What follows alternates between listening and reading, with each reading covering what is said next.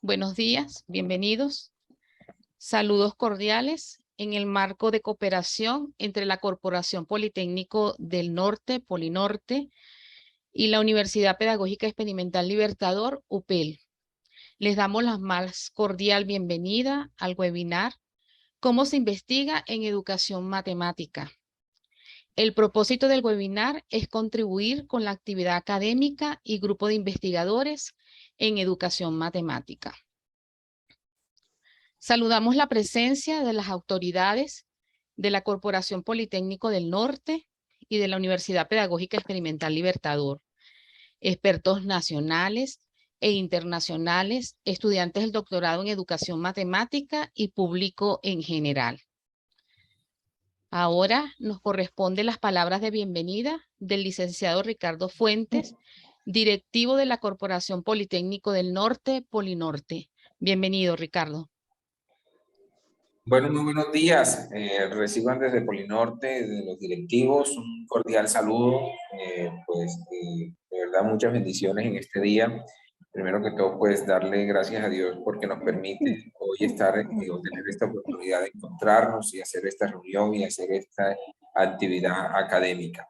De verdad, para nosotros es de mucha alegría, de mucho placer, pues poder compartir con ustedes este tipo de actividades que van a fortalecer no solamente el desarrollo de nuestras actividades académicas como el doctorado en educación matemática que tenemos con la Universidad UPEL, sino que también estamos abriendo espacios para otro tipo de estudiantes de otras universidades o personas que de pronto estén interesadas en cursar este tipo de estudios también de maestría y doctorado en esta área.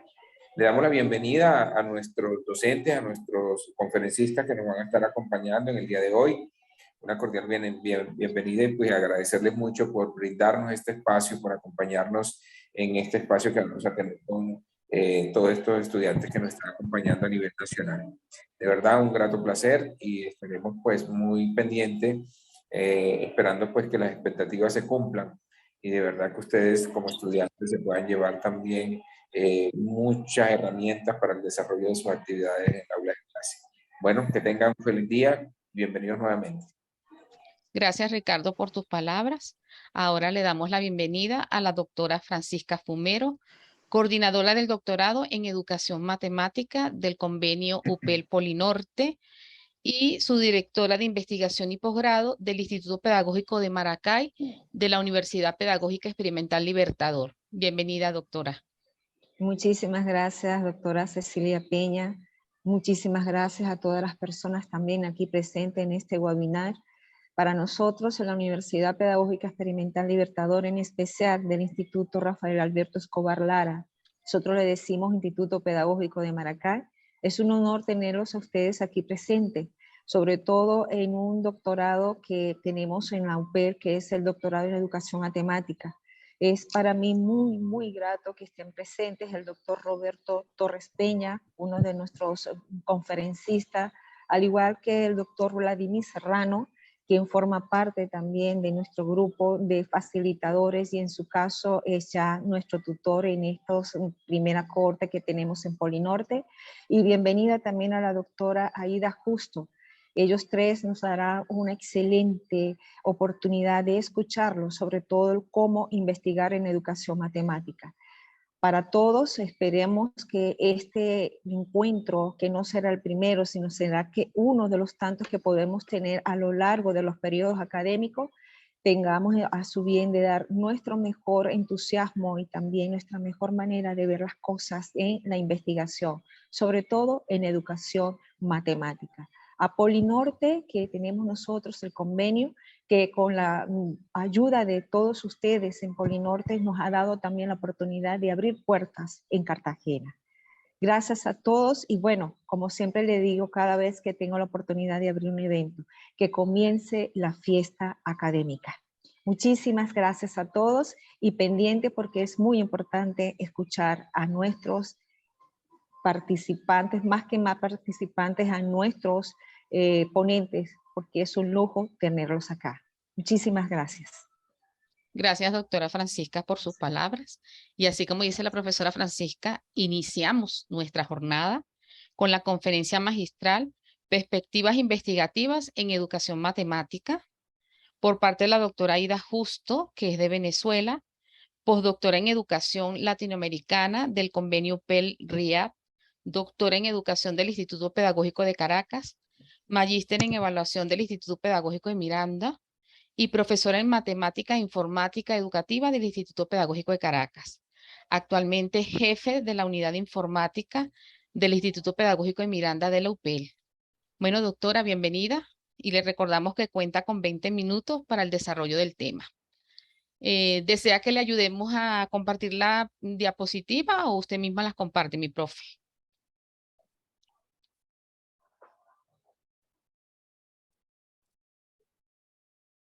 La doctora Aida como que no tiene audio. Ahora sí, ahora sí. Sí, señora. Ok, buenos días, doctora Cecilia. Me encantaría que ustedes la compartieran sin problema. Compártamela Listo. usted por allí, por favor. Perfecto. Ya nuestro compañero Daniel nos va a ayudar a compartir la diapositiva. Bueno, doctora, son las 9:15 y le recordamos que tenemos 20 minutos para el tema. Ok. Bueno, buenos días a todos. Gracias por estar aquí hoy. Vamos a compartir ciertas ideas que tenemos con respecto a lo que es la investigación en educación matemática, un tema por supuesto que nos interesa a todos, que es de nuestra inquietud como estudiantes, como profesores de matemática, como investigadores en el área, sobre todo porque hay muchos términos que digamos que a la hora que el estudiante de matemática va a enfrentarse a un trabajo de investigación asociado a lo que es educación matemática, presenta, digamos que ciertas dificultades.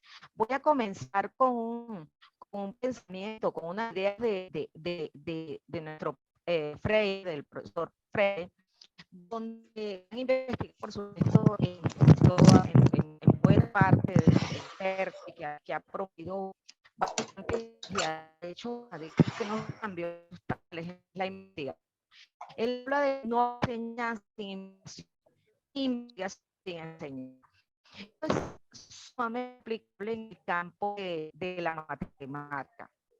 Pase la por favor. Doctora Aida, la invitamos a cerrar la cámara a ver si le mejora un poco la conexión porque el audio va y viene. Ok. Debe cerrar la cámara. Está cerrada la cámara. No, bueno, voy a tratar de conectarme vía datos, cualquier cosa, pues allí también puede ser posible.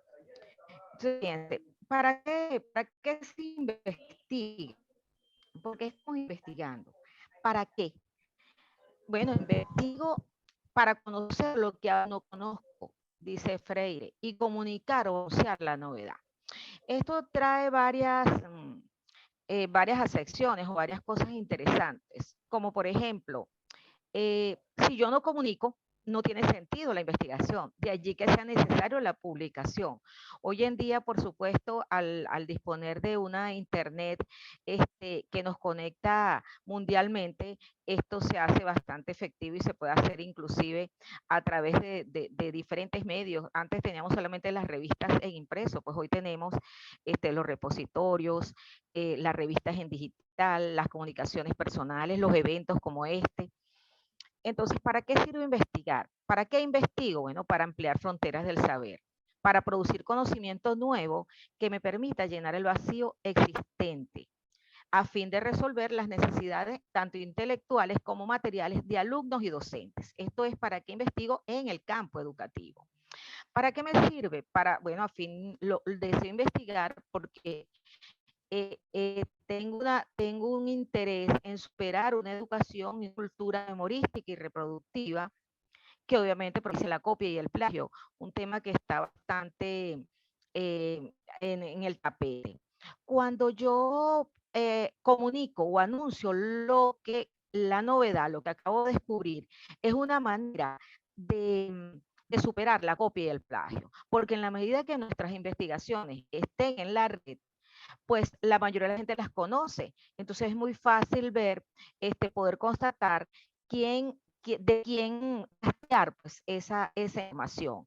Eso quiere decir que de esta manera, una vez que nosotros comunicamos o anunciamos esta novedad, pues estamos propiciando la no copia, el no plagio. Vamos con la siguiente. Ahora,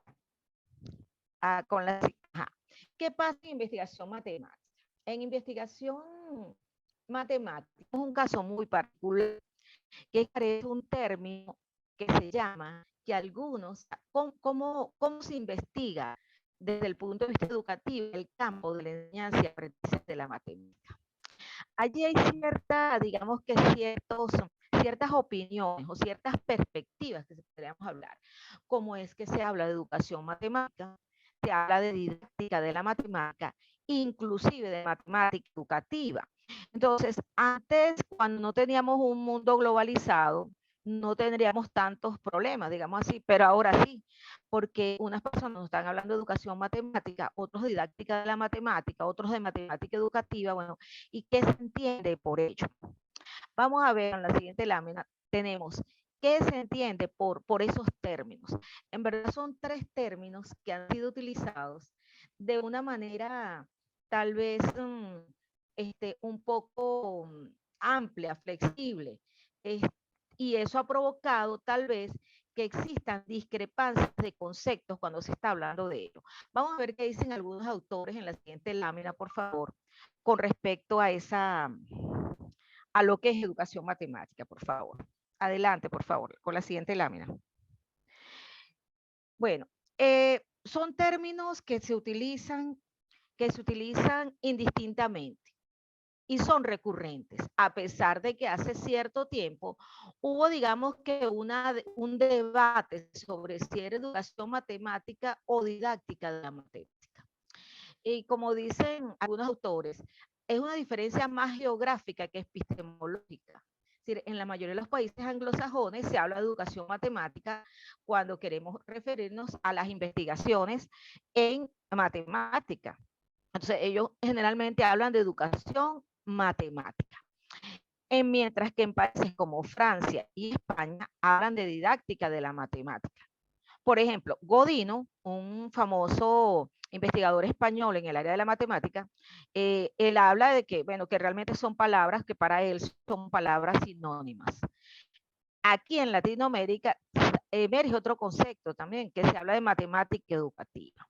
Para efectos nuestros, vamos a considerar lo que es sinónimos, porque me voy a pegar a la opinión de Godino, donde habla que más que todo es una diferencia más geográfica que epistemológica.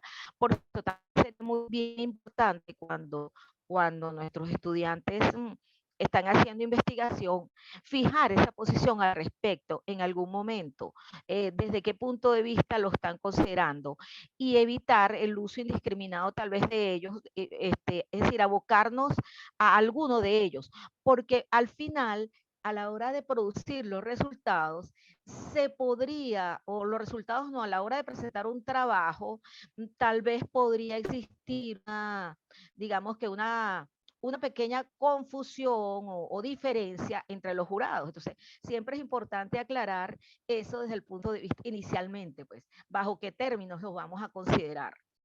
Vamos con la siguiente lámina, por favor. Entonces, fíjense, ya vimos que existen diferentes percepciones. Ahora, ¿quiénes comenzaron con esto, digamos así, con esta terminología? Obviamente, tenemos a Brossius, Bernau y Chabra. Esto comenzó a partir de los años 60, donde se comenzó a dar, digamos que, a aparecer con mayor frecuencia, pues, estos términos de enseñanza de la matemática. Entonces se sustentaba, digamos así, o la curiosidad era cómo aprendían esos alumnos, cómo se debe enseñar, qué hacer con ellos. Entonces, bueno, aparecen estos 3 pioneros, cada uno con sus posiciones. Por ejemplo, Brossius habla de la teoría de situaciones didácticas, Bernau habla de la teoría de campos conceptuales y Chaberlá de la transposición didáctica. Estos son términos que están vigentes, que son percepciones, incluso nosotros podemos hacer trabajos sustentados en ello, porque en verdad hay mucho que hablar de educación matemática. Todos ellos tienen un interés particular, que es cómo es el aprendizaje de los alumnos, cómo se da, desde dónde se va, y dan sus respectivas sustentaciones. El primero, por ejemplo, analiza los procesos involucrados en el aprendizaje de la matemática y cómo inciden esos procesos involucrados en el aprendizaje de la matemática en el rendimiento de los alumnos, porque realmente un problema, digamos que sustancial, que ha venido acompañando desde el inicio de los tiempos a la matemática es el rendimiento de los estudiantes. El segundo pionero que tomamos allí, que es Bernau, habla de un estudio de que comprende el estudio y desarrollo cognitivo y aprendizaje generalmente de las ciencias. Él retoma toda la teoría de Piaget y Vygotsky y además le incorpora ciertos elementos. Y tenemos, por supuesto, otro pionero como es Chebarjart, que habla de la transposición didáctica, que nos asocia y introduce unos términos como del saber sabio al saber enseñado. Entonces, todas estas posiciones, digamos, o puntos de vista, nos permiten hablar de la investigación de educación matemática como si fuera una disciplina científica, a pesar de que no quita que en unas ocasiones sea como que una parte de lo que es matemática. Entonces, esta posición desde el punto de vista epistemológico es bien interesante, porque a veces no sé si en los currículos debería existir tal vez un curso o un seminario donde se puede establecer este tipo de discusiones, de manera tal que que no sea, digamos, que un dominio público en los estudios doctorales y en la maestría, que no sea necesariamente un dominio exclusivo de los matemáticos, porque a veces cuando nuestros estudiantes que están haciendo una maestría, un doctorado, y que no es necesariamente de matemática, se presentan digamos que ciertas dudas o ciertos roces en cuanto a la terminología cuando cuando se presentan de personas que no son especialistas en matemáticas. Entonces, esto es un tanto interesante. La siguiente lámina, por favor. Entonces, ¿qué ocurre? ¿Cómo vamos a entender o cómo podríamos entender la educación matemática? Bueno, como ciencia, digamos que tomando una versión muy general que pueda agrupar muchos términos sin meternos en tantos problemas y que cualquiera de esas definiciones, digamos que o esas concepciones cabe dentro de allí, podríamos decir que la educación matemática es una ciencia cuyo objeto de estudio es la relación entre los saberes, la enseñanza y el aprendizaje de los contenidos matemáticos. Por supuesto que esta es una definición muy general, muy genérica, digamos así, pero de allí tendríamos que, si tomamos esta definición genérica, podemos ver elementos específicos de muchas otras percepciones. Por ejemplo, Brousseau considera que el objeto de estudio es la situación didáctica, es decir, las relaciones alumno-medio y sistema educativo, que en este caso el sistema educativo lo proporciona el profesor. De él hay trabajos muy interesantes, muy vigentes, y hay muchísimo que estudiar, muchísimo. Entonces es interesante tomar las percepciones de este autor para hacer trabajos de investigación, porque están vigentes y se necesitan más evidencias acerca de su posición. Igualmente con Cheverlar, cuando habla que para él el objeto de estudio es la construcción de una teoría de los procesos didácticos que nos proporciona el dominio práctico sobre los fenómenos de la clase. O sea, del saber sabio al saber enseñado, que también es una posición muy interesante. Entonces son posiciones, digamos que a veces son complementarias, pueden ser, no necesariamente tienen que ser contradictorias. Entonces, hay toda una gama, porque tal vez la educación matemática como ciencia es una ciencia muy joven, digámoslo así, si la comparamos con otras ciencias. Pasemos a la siguiente, por favor. Entonces, de manera que existen tantas posiciones como miradas podemos dar. Allí les acabo de colocar, por ejemplo, diferentes posiciones desde las cuales nosotros podemos estudiar la educación matemática y se está estudiando en estos momentos. Por ejemplo, tenemos el enfoque ontosemiótico de Godino, Bataner y Fott, que es muy, muy propuesto por una universidad, creo que es la Universidad de Granada en España, que tiene muchísimos trabajos, es sumamente interesante y es muy posible de ser aplicado. Yo tengo un estudiante que precisamente está trabajando con ese enfoque, el enfoque ontosemiótico, y escogió un término que se llama idoneidad didáctica. Entonces, él está estudiando esa parte y es bien interesante ese enfoque que está usando Godino, ¿ok? Yo invito a que lo puedan revisar. Hay una página web donde él muestra todos sus trabajos y tiene una producción muy, muy grande. Entonces, creo que también que en el Pedagógico de Maracay, creo que hay una línea de investigación que sigue este enfoque, por decirlo de alguna manera. Tenemos la etnomatemática, la educación matemática realista, la educación matemática crítica, que tenemos aquí una persona que creo que nos va a hablar de ello, es el doctor Vladimiro, nos va a tal vez tocar esa parte de educación matemática crítica. También hay una corriente muy fuerte pues, de seguidores de educación matemática crítica aquí en Latinoamérica. Esta educación matemática crítica debe ser manejada también con mucho cuidado en el punto de vista de investigación, cuando no se habla digamos que cuando el público no es exclusivo de matemática, porque a veces nos conseguimos con lo siguiente. O sea, aquí tenemos diferentes percepciones, ¿verdad? Diferentes miradas. También está la socioepistemología, la escuela anglosajona, el constructivismo radical, la epistemología genética, el enfoque cognitivista y muchísimos más que podríamos tener allí, porque como le digo, es una ciencia joven. Entonces, ¿qué pasa, por ejemplo, a veces con los trabajos enfocados desde la educación matemática crítica? Cualquier trabajo de investigación se puede hacer tanto bien sea de apoyado una metodología cualitativa como cuantitativa. Pero entonces a veces el estudiante presenta un enfoque matemático de la matemática crítica y confunden el enfoque que se le está dando el estudiante desde el punto de vista de la matemática con el enfoque de investigación. Entonces a veces pretenden que el estudiante que está trabajando por alguna manera con educación matemática crítica tenga que trabajar bajo un enfoque de investigación del paradigma crítico. Entonces eso se presenta, digamos que allí una confusión de términos, porque una cosa es el enfoque metodológico que tenga el estudiante y otra cosa es digamos que el enfoque que le está dando el estudiante a la educación matemática crítica. Esta es una situación, bueno, que sí se me presentó particularmente a mí en un trabajo doctoral. Realmente hay autores, investigadores de educación matemática en general, que ellos apuntalan de que un trabajo de investigación necesita la complementariedad. Por lo tanto, puede hacerse bajo cualquier método, tanto cualitativo, bajo cualquier metodología, como cualitativa. Bueno, yo soy partidaria de que la cantidad es una cualidad. Entonces, hay autores metodológicamente de investigación donde nos hablan pues que la cantidad es una cualidad.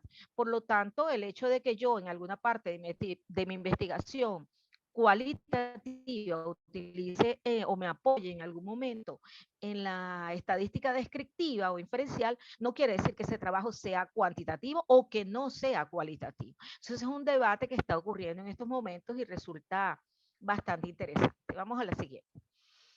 Ahora, actualmente, como hablaba, es un campo de investigación científico-tecnológico emergente, donde se identifican un cúmulo de teorías competitivas expresadas generalmente de un modo informal y dependientes especialmente de planteamientos psicológicos. Muchos de ellos se centran en la neurociencia, incluso en la neuroeducación. Entonces, está bien interesante. Eso quiere decir que dentro de los que nos interesan las matemáticas y los que estamos asociados en ese entorno, hay muchísimo que investigar, pero muchísimo. Entonces, razón de más para que estemos conversando aquí hoy sobre este tema que me parece que fue bastante acertado para la selección de esta webinar. al siguiente, por favor. Hay mucho que mostrar, hay mucho que decir. Entonces vamos a ver, ¿cómo hago yo para seleccionar, para ver qué voy a trabajar? Bueno, obviamente debo introducirme dentro de lo que es el proceso de investigación en general. Para ello debo identificar primeramente un problema y específicamente, si soy de matemática, pues una educación matemática, un problema de educación matemática. Vamos a la siguiente lámina, por favor, porque nos queda aquí poquito tiempo.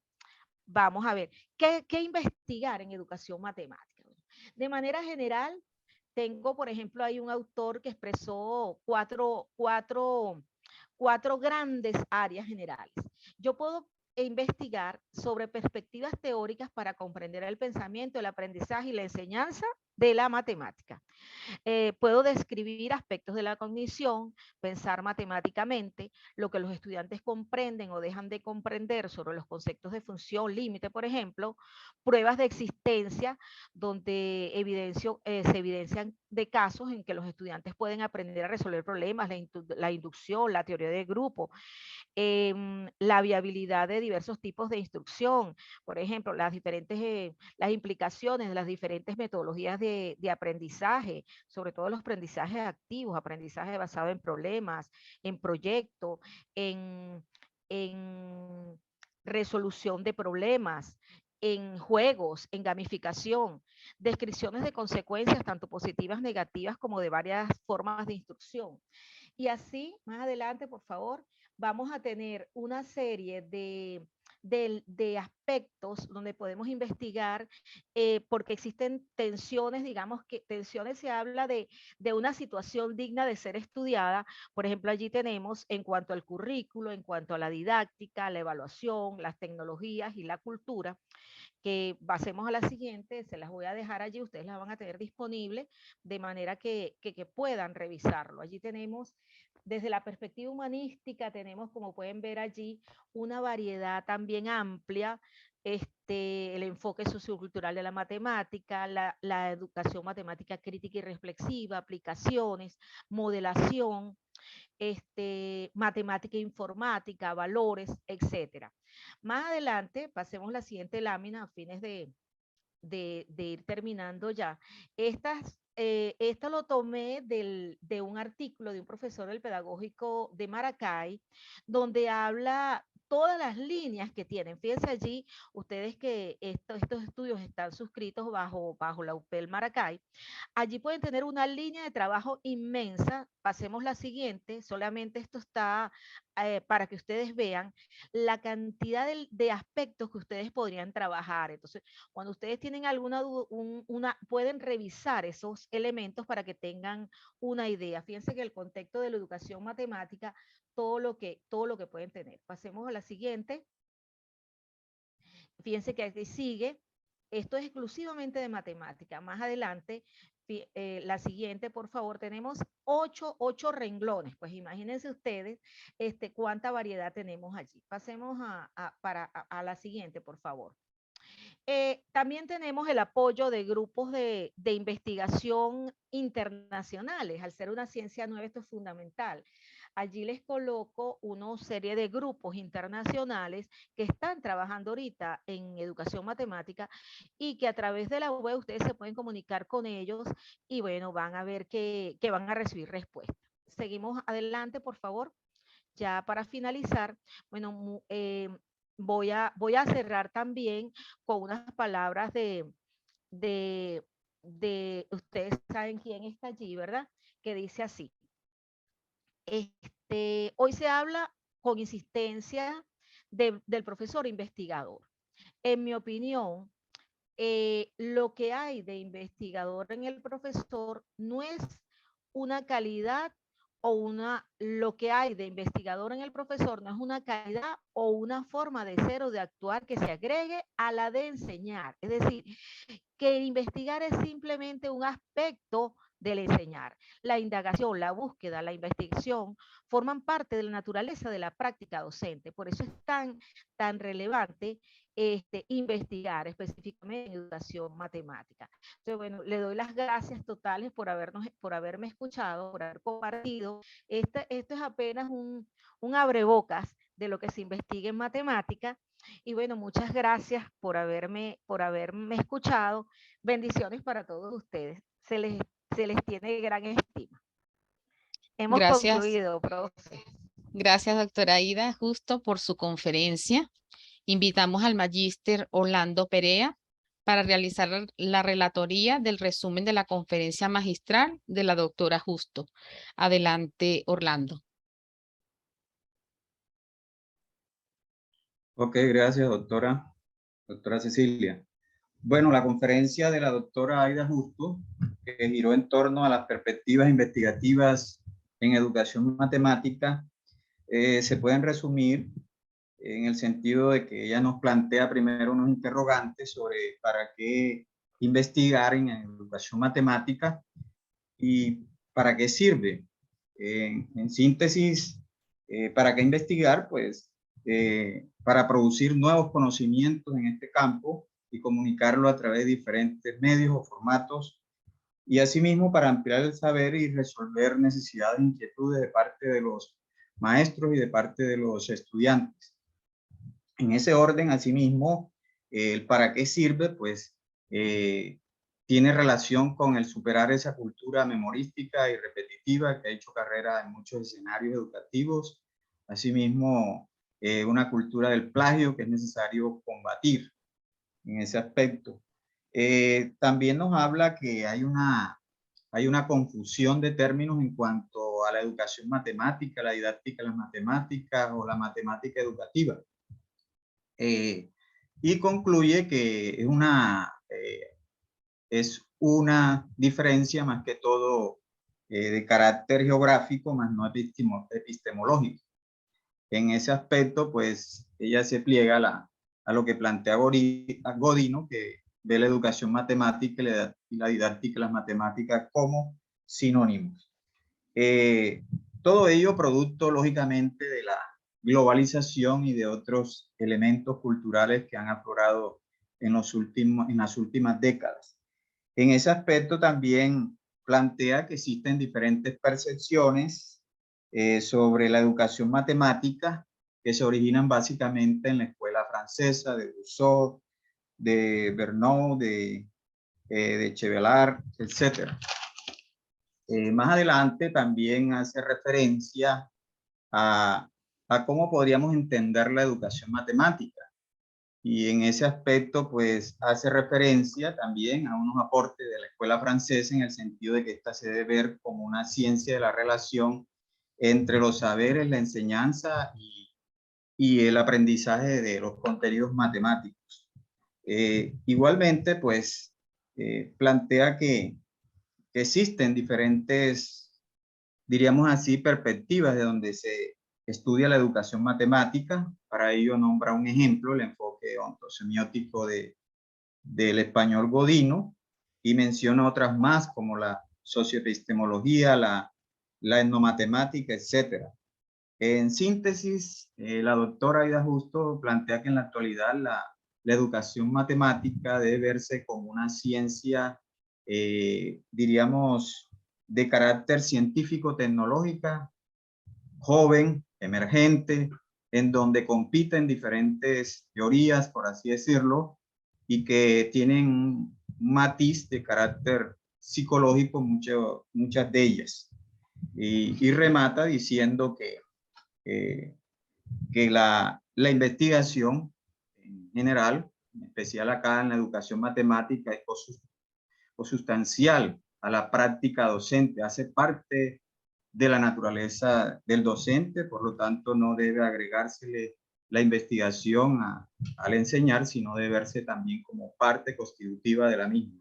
Bueno, eso es en síntesis lo que resumen de la conferencia de la doctora Aida Justo.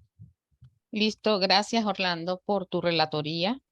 Bueno, los invitamos a que vayan escribiendo en el chat sus preguntas a la doctora Aida Justo.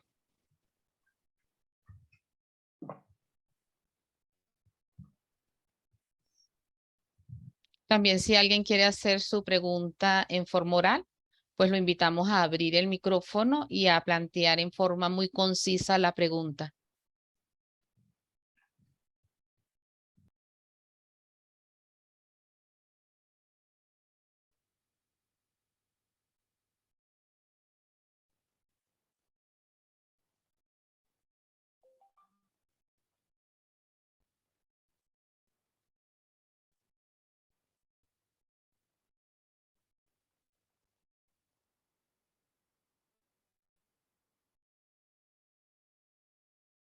Doctora Justo, ¿qué consejos le podría dar a nuestros estudiantes de doctorado como investigadores en educación matemática? Bueno, fíjense, esa pregunta es bastante difícil de responder. ¿Por qué razón? Fíjense, es bastante amplia, pero un consejo que les voy a dar es que lean muchísimo. Revisen esos autores donde está ese esquemita que coloqué allí de educación matemática. Traten de investigar algún trabajo en ese sentido y que a ustedes les llame la atención. Generalmente uno escoge, digamos que el contenido sobre el que él quiere trabajar. O sea, ¿qué contenido quieres trabajar tú? Trata de ver en tu práctica como profesor un problema. Vamos a suponer que el problema que tú detectas es en educación media. Coge el nivel, educación media, educación superior. Allí escoge un área de la matemática que a ti te llame la atención porque hay un problema. Es en geometría, es en álgebra, es en cálculo, es en funciones, es en, en, sí, en geometría, en álgebra. Entonces, fíjese, una vez que tú escojas eso, piensa qué es lo que quieres, qué es lo que tú deseas investigar de allí. Obviamente tienes que tener presente el rendimiento. Tú tienes que mejorar el rendimiento, pero el rendimiento entonces está asociado a muchos factores sociales, económicos, afectivos, cognitivos, y entonces apóyate también en una teoría de aprendizaje, un enfoque de aprendizaje. ¿De dónde lo voy a ver? Desde el humanismo, lo voy a ver desde el cognitivismo, lo voy a ver desde la neurociencia, desde donde lo voy a ver. Y por supuesto, tener claro desde mi enfoque matemático que yo lo quiero estudiar, de manera tal que yo me centre en un autor, porque a veces he visto que las personas, al no tener claro ese enfoque matemático de enseñanza de la matemática que le voy a dar, como que hace una mezcla. Entonces, por un lado te mezcla Godino, por un lado te mezcla Brousseau. Entonces, esa parte a veces, digamos que no está muy clara epistemológicamente. Entonces, en esa parte es muy importante que lo revisen y que lean muchísimo y revisen trabajos que hayan realizado. Por aquí me ponen, es entendido que la memoria repetitiva está mandada a recoger, pero me gustaría saber o preguntar en matemática es o no importante el uso de la memoria. En caso de que sea negativa la respuesta, ¿cómo hacer para que los estudiantes aprendan las reglas de matemática? Ok, fíjense lo siguiente. Eso que sí, la memoria es muy importante. ¿Cómo hacer para que desarrollen el cálculo mental sin hacer uso de ella? Bueno, es imposible. O sea, yo hay cosas que tengo que memorizar. El problema está cuando lo único que hago es memorizar. Cuando lo único que hago es memorizar, también yo puedo, digamos que hacerme valer de los cálculos mentales, el cálculo mental que es muy importante, en la práctica cotidiana y sobre todo puedo hacer uso de un constructo que es muy importante, que es la creatividad y que está muy asociado el pensamiento creativo, está muy asociado al pensamiento lógico. Entonces, hay elementos de la creatividad, estrategias creativas aplicadas en matemáticas que nos permitirán superar el aprendizaje memorístico, pero el aprendizaje memorístico es necesario en matemática. Como les repito, el problema es cuando es lo único que utilizamos. ¿Cómo discrimina las fronteras epistemológicas? Bueno, tienes que discriminarlas de dos maneras. Uno, posicionándote con algún autor. con algún autor que tenga con alguno de estos clásicos, digamos así, con alguno de estos enfoques, y tratando de mantenerte dentro de la posición del autor. Es decir, que si yo voy a trabajar, por ejemplo, con un enfoque de matemática sociocrítica, tengo que estar totalmente empapada de ese autor. Entonces, estudiarlo, revisarlo, leer sus críticas, de manera tal que yo pueda, digamos que, ubicar mi trabajo dentro de ese espacio, ver diferencias entre uno y otro. Por aquí tengo, bueno, porque en algunos países los especialistas que trabajan no tienen nada de conocimiento acerca de la educación matemática. Obviamente esto es cierto, lo que estás diciendo. Algunos países, en la mayoría de los ministerios, buena parte de los ministerios de educación, donde existe el Ministerio de Educación, no se tiene digamos que, el apoyo, digamos así, de los ministerios, de especialistas en matemáticas, porque también existe a nivel político una fuerte carga ideológica, digamos así, y al tener esa carga ideológica a veces se vacía, digamos así, en los textos escolares. Realmente debería existir, digamos que, un espacio menos político, menos ideológico, aunque la educación siempre va a ser ideológica, pero más centrado, digamos, que desde el punto de vista ideológico matemático que político. Y obviamente la universidad y los profesores dentro de sus funciones están esas, pues, el darse cuenta y el poder de una manera crítica revisar si lo que se está dando, pues, es lo que nosotros esperamos. Bueno, el rendimiento, ese bajo rendimiento es en todos. Eso cae en todos, en los padres, en los profesores, en todo el mundo, y es una situación bastante, digamos que difícil de manejar, más no imposible. Entonces, la idea precisamente de los diferentes enfoques está en eso, en minimizar, en reducir ese bajo rendimiento. Una de las razones también, una fuerte razón para ello, es que la mayoría de las personas que están administrando las clases de matemática no son especialistas en matemática, no han sido educados en matemática.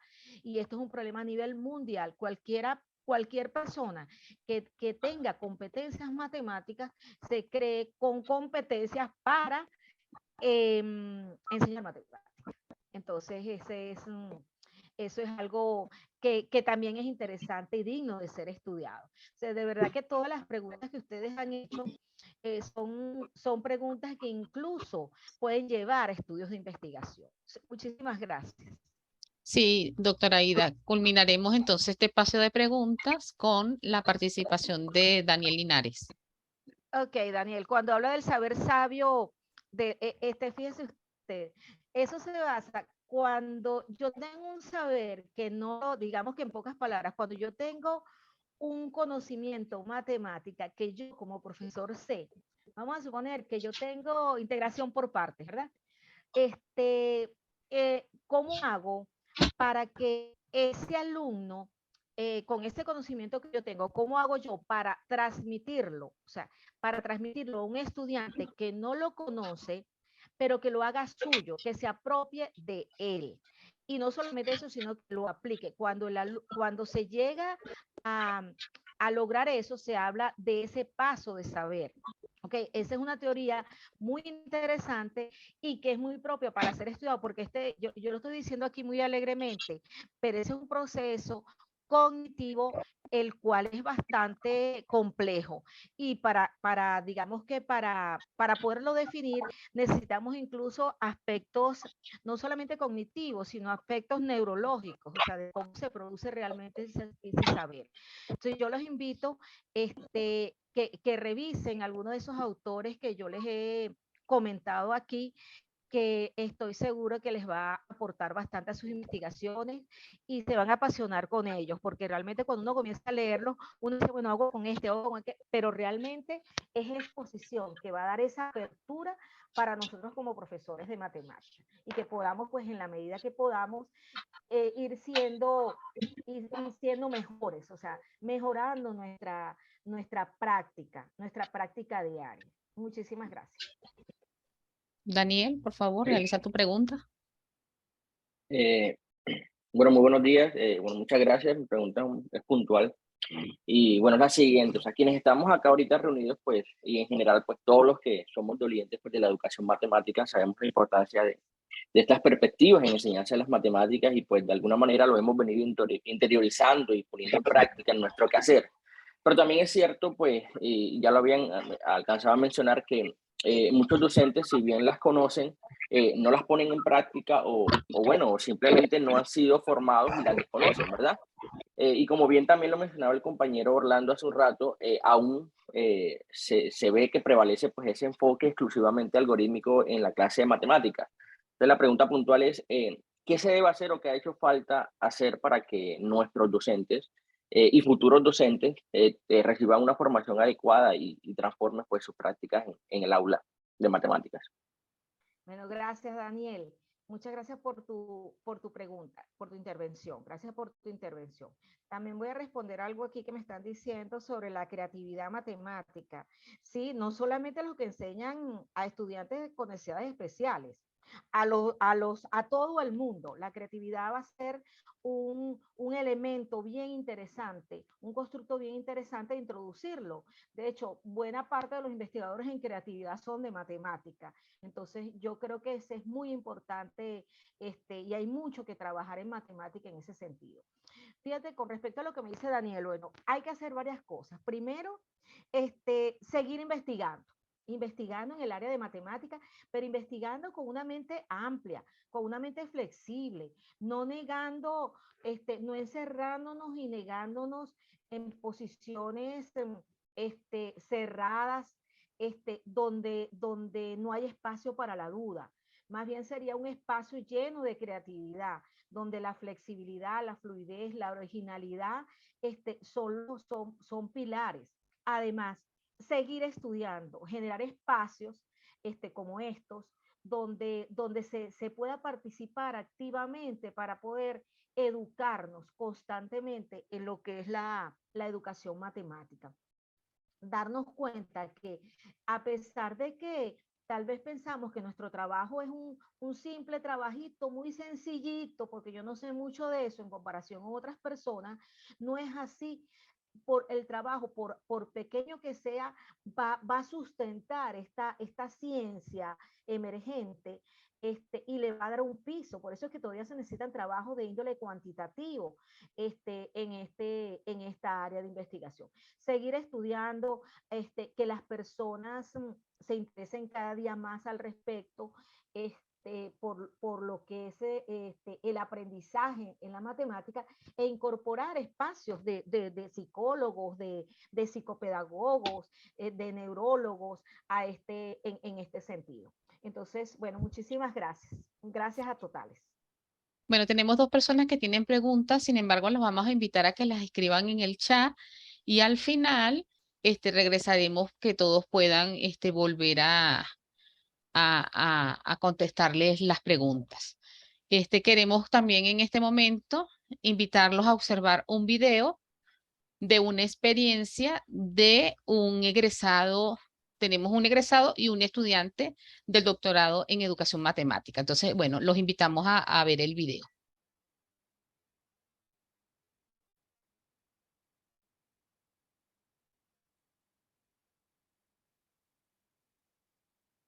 Buenos días, mi nombre es Ernesto de Lima.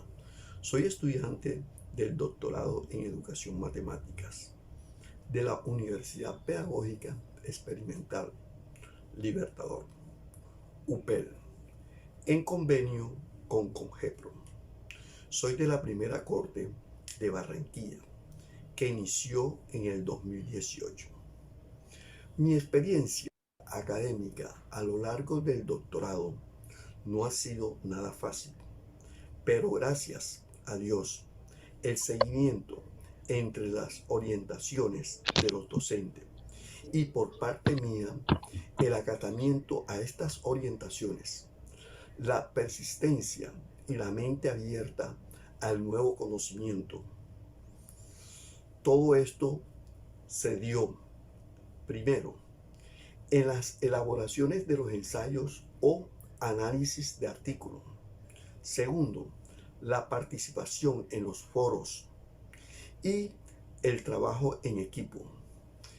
También durante el desarrollo del proyecto no fue fácil, aunque para el título del proyecto no tuve muchas dificultades, puesto que desde el comienzo del doctorado tenía pendiente el objeto de estudio. Durante el desarrollo de la tesis tuve momentos en que me sentía perdido, como si estuvieras en el océano. Pero gracias a los consejos y orientaciones del tutor, retomaba fuerzas para continuar y por fin terminar la tesis.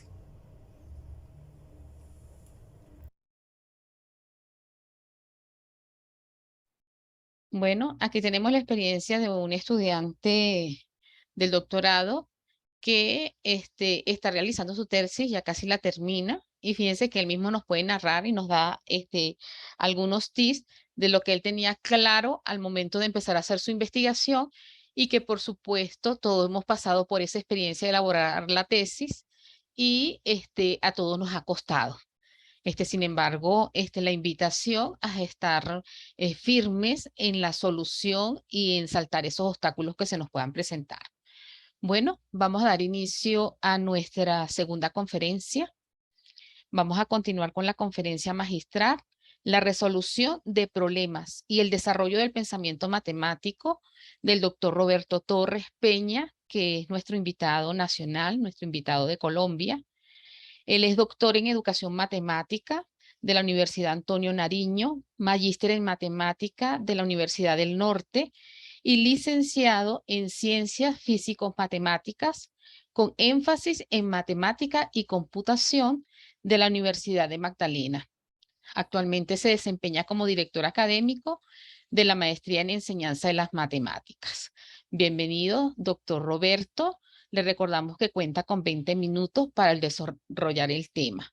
Nos confirma si usted va a compartir sus diapositivas o si quiere que lo apoyemos con las mismas. Doctora Cecilia, disculpen, es que, bueno, hace unos minutos me había escrito el profesor Roberto que había tenido una pequeña dificultad con la energía. Él se le había ido la luz y estaba con los datos. Entonces, en estos momentos, pues, no lo veo conectado. Imagino que está en función de solucionar. Entonces, no sé si podríamos dar unos minutos para tratar de contactarlo y ver si Bueno, puede... en la sala tenemos al doctor Vladimir. Le pediría a Vladimir si puede, a Vladimir siempre le toca adelantar. Si puede adelantar mientras el profesor Roberto soluciona su problema de fluido eléctrico. No tenemos ningún problema, doctor Vladimir. Con mucho gusto. Bueno, entonces vamos a presentar al doctor Vladimir. El doctor Vladimir Serrano Gómez cuenta con postdoctorado en Desarrollo Estratégico de la Nación de la Universidad Bolivariana de Venezuela. Tiene mención honorífica y publicación. Es doctor en Educación de la Universidad Central de Venezuela, magíster en Educación, mención en Enseñanza de la Matemática, profesor en la especialidad de la Matemática. Actualmente es profesor titular, adscrito al Departamento de Ciencias Naturales y Matemáticas desde 1998 del Instituto Pedagógico de Miranda. Área de competencias, educación matemática, álgebra, análisis y educación matemática. El día de hoy nos presentará la conferencia magistral Apuntes sobre la investigación en educación matemática en Latinoamérica. Doctor Vladimir, cuenta con 20 minutos. Me indica si quiere que le compartamos la presentación o usted la comparte.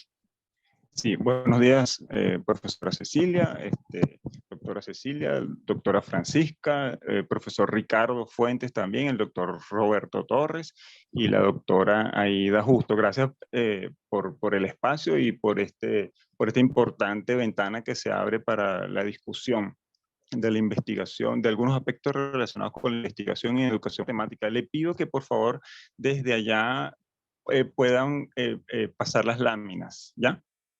Listo, profe. Ya Daniel nos va a Vale. ayudar a compartirlas. ¿Cómo no? Bueno, voy a tocar algunos aspectos relacionados con la investigación en educación matemática en Latinoamérica y durante, ¿verdad?, la exposición referiré a algunos de los puntos que mencionó la doctora Aida Justo, ¿no? ¿Ya? Entonces, bueno, ciertamente la lectura, ¿no?, por decirlo de alguna manera, que hagamos de la investigación en educación matemática en cierto contexto y cierto momento histórico, en esa lectura van a intervenir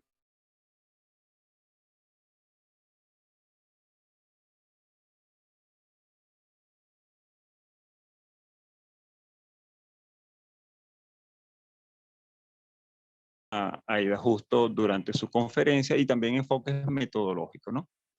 Los espacios de debate que se abran para ello, los temas de interés que han sido preponderantes, así como las relaciones de sus conceptos y sus métodos con la realidad. Este aspecto lo considero, con la realidad concreta, este aspecto lo considero primordial, ¿no? Entonces, esos aspectos son necesarios y complementarios, ¿ok?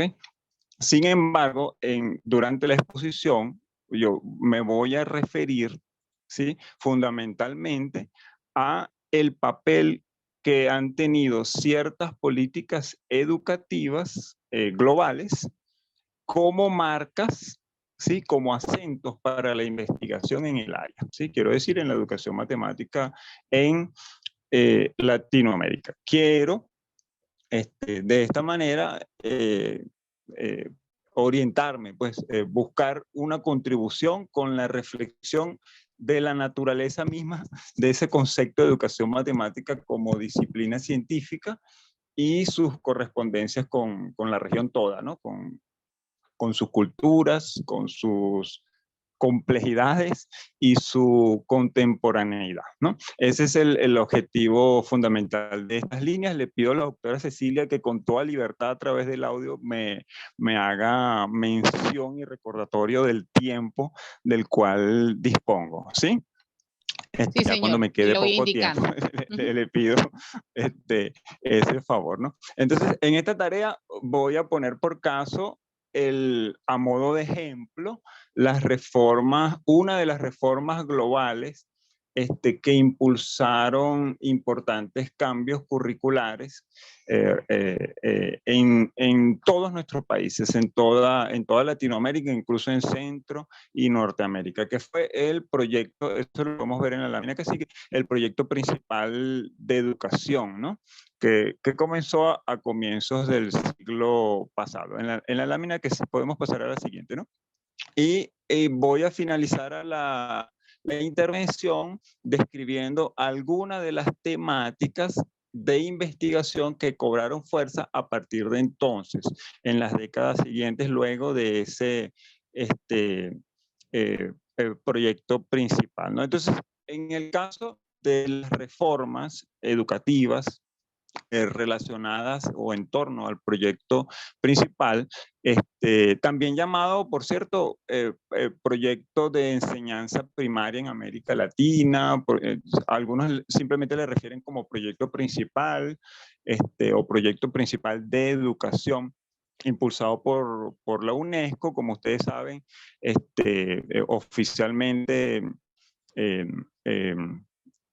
creado, lanzado en la conferencia general de la UNESCO en la India, ¿no?, en los años 50, específicamente en el año 56, 1956. Entonces, en ese proyecto hay una marca importante de las reformas educativas que se dieron desde entonces en Latinoamérica, ¿no?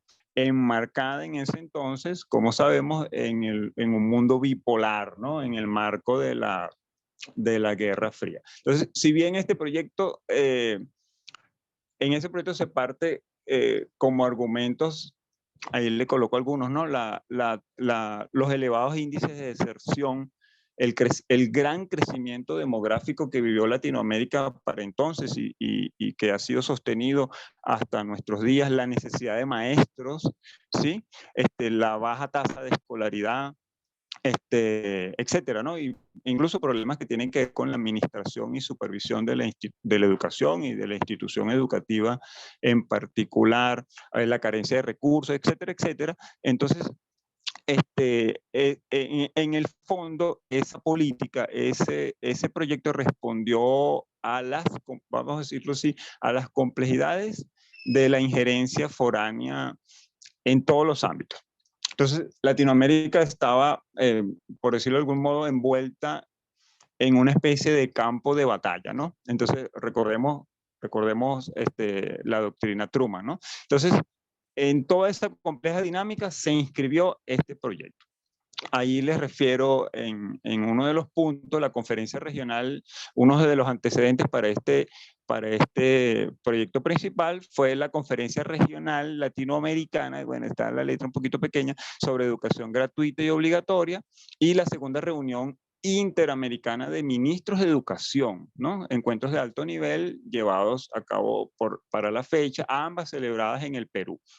Y ambas sirvieron de base, como les dije, para este proyecto. Entonces, ¿cuál fue el objetivo general del proyecto principal? Bueno, la revisión de los planes y programas en la totalidad de los países miembros, ¿no? Lo cual, eso se impulsó a través de múltiples boletines, casi todos disponibles en línea, y revistas por parte de la UNESCO, pero se crearon también instituciones dedicadas a la formación de especialistas y supervisores, ¿sí? Se establecieron convenios con los mismos fines con instituciones ya existentes, básicamente universidades. Se abrieron ofertas de estudio vamos a decirlo así, de pregrado y de posgrado. Se impulsaron lo que se llamó misiones de asistencia técnica, que nos recuerdan algunas misiones de encuesta que se llevaron a cabo décadas atrás. El proyecto principal se pensó, ahí lo tenemos al borde derecho de la barra en gris, se pensó para unos 10 años. Okay. Sin embargo, luego, y preveía la participación, eso lo vamos a ver en la lámina que sigue, preveía la participación inicialmente de Argentina, en la lámina que sigue, sí, por favor, preveía la participación de Argentina, de Bolivia, Brasil, Colombia, Costa Rica, Cuba, Ecuador, Guatemala, etcétera, etcétera, ¿no? Panamá, Paraguay, Uruguay, Venezuela, e incluso también de las colonias europeas en el Mar Caribe, ¿sí? Pero al poco tiempo, ya menos de un año de la creación del proyecto, se sumarían muchos otros países, ¿no? Entonces, en lo que sigue voy a hacer mención de... vamos a ver hasta dónde nos alcanza el tiempo de 3 países, ¿no? Brasil, Chile, Venezuela. ¿Por qué la selección? Porque estos 3 países para entonces formaron parte de la dirección del proyecto en la región, ¿no? Y además estos países habían iniciado cursos subvencionados, apoyados, con la finalidad de formar especialistas en distintas áreas, ¿no? Siempre en consonancia con los objetivos que se trazó el proyecto principal de la educación. Por ejemplo, proyectos que tenían que ver con cursos que tenían que ver con organización de las escuelas, de los programas de estudio, de los métodos a ser aplicados, de las mismas prácticas de enseñanza. Incluso se tocó el tema de la educación rural, de la planificación escolar, la administración escolar, supervisión, orientación, etcétera, etcétera. La diversidad de temas que se tocó en esos cursos fue bastante amplia. El Instituto Nacional de Estudios Pedagógicos, ¿sí? junto con la Universidad de Sao Paulo o San Pablo en Brasil y el Centro Interamericano de Educación Rural en Venezuela, en el Mácaro, ¿ya? Que posteriormente se convirtió en el Pedagógico de Maracay, y la Universidad de Chile fueron pioneras en la formación en este sentido. De hecho, recibieron muchísimos becarios provenientes de toda Latinoamérica, ¿no? Bueno, la expansión en la educación como producto de la adhesión de esta gran cantidad de países a este proyecto principal fue mayúscula. Solo, por ejemplo, para los primeros 3 años de implantado el proyecto, en algunos países, la matrícula para la educación primaria, datos gruesos, ascendió cerca de un 40%, ¿ya? Y eso se sostuvo por algunos años más, ¿no? Eso se conoció, por lo menos en el caso de Venezuela, se conoció como el periodo de la masificación escolar. Entonces, bueno, las reformas o los cambios del sistema educativo, accionados, ¿sí?, desde el nivel político, con la adhesión a este proyecto, fueron presentados, ¿cómo decirlo?, como un proceso natural de los sistemas educativos, ¿no? Una tesis que hoy en día aún se sostiene, ¿no? Desde el mundo académico, incluso desde el mundo de la gestión de la educación. Sin embargo, es justo aclarar para todos quienes nos acompañan hoy en estas 3 conferencias, que el término reforma educativa, quiero decir, también ha tenido una lectura distinta, ¿no? Una lectura distinta. También se le ha asociado con cambios superficiales, ¿sí?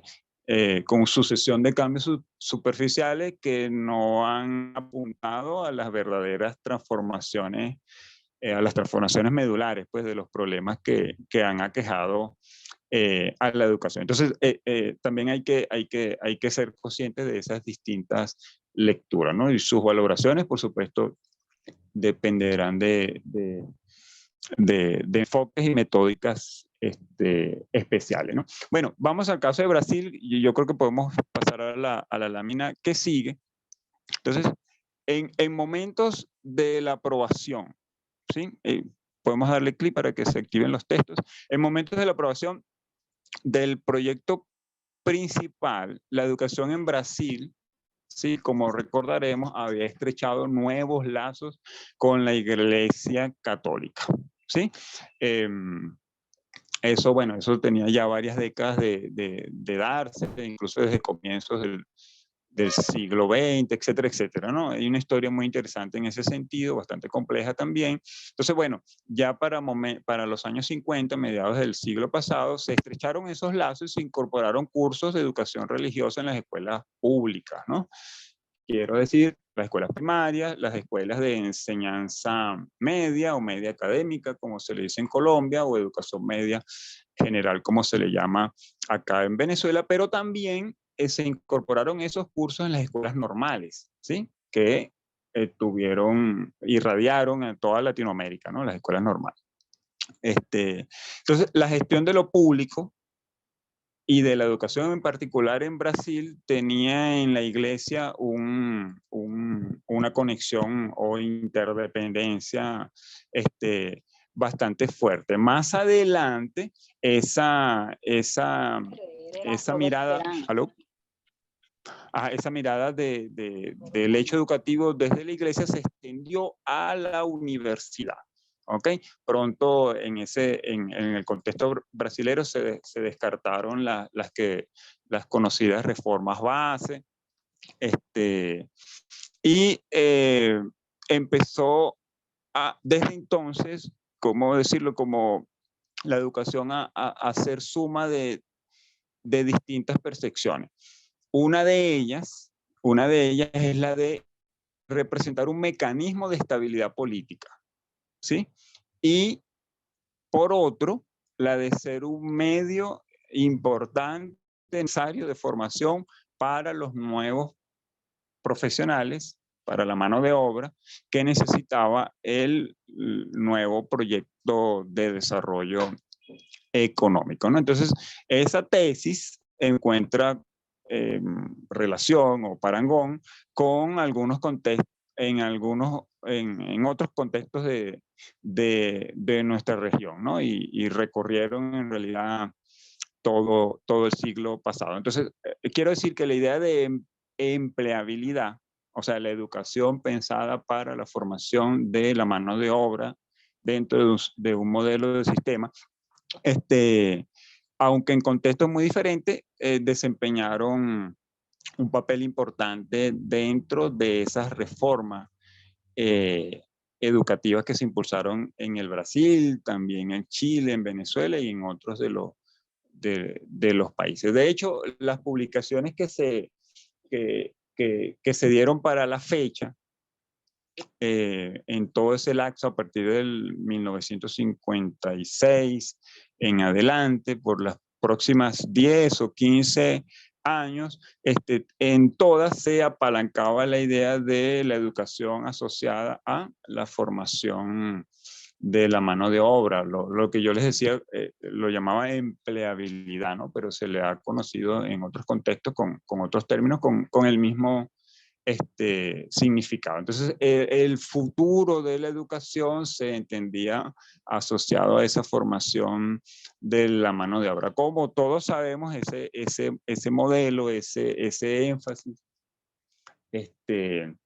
o ese fin último de la educación, luego fue criticado, ¿no? Décadas siguientes. Pero quiero destacar el hecho de que el grueso de las publicaciones que encontramos en los boletines especializados, en revistas, en libros, en los espacios de divulgación del conocimiento como conferencias regionales, etcétera, etcétera, apalancaron esa idea, ¿no? Por allí está bastante pequeño, pero también se sostenía que los educadores eran quienes debían determinar y precisar lo que es posible hacer, ¿no? Entre todo aquello que se pierde a la educación y cómo hay que hacerlo. En otras palabras, también se sostuvo la idea de que en la docente, recaía un peso importante del currículo que se concreta en la práctica. Entonces, distintos manuales, publicaciones, etcétera, etcétera, apuntaban esas dos ideas fundamentalmente. Entonces, en esa ecuación, vamos a llamarla ecuación, ya... 3 minutos, doctor Vladimir. 3 minutos. Sí, señor. Sí, gracias. Entonces, en esa ecuación ya bastante compleja, incursionaron los fondos económicos, etcétera, etcétera. Eso lo podemos ver en la lámina siguiente. Por favor.